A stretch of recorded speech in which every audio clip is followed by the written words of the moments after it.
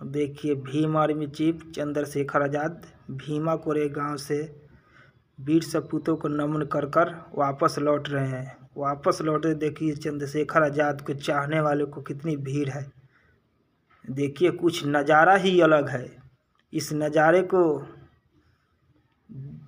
देखिए और ज़्यादा से ज़्यादा शेयर कीजिए, वीडियो को देखिए कितना भीड़ है, युवाओं में कितना जोश है।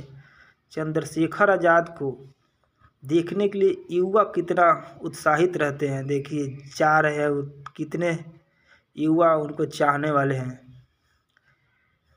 जहाँ भी चंद्रशेखर आज़ाद जाते हैं वहाँ युवा में जोश आ जाता है। देखिए विनय रतन सिंह चंद्रशेखर आज़ाद के पहुँचते ही युवाओं में इतना जोश आ जाता है।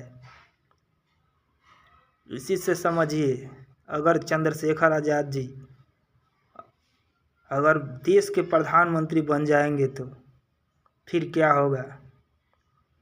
तब देश का इतिहास ही कुछ अलग रहेगा।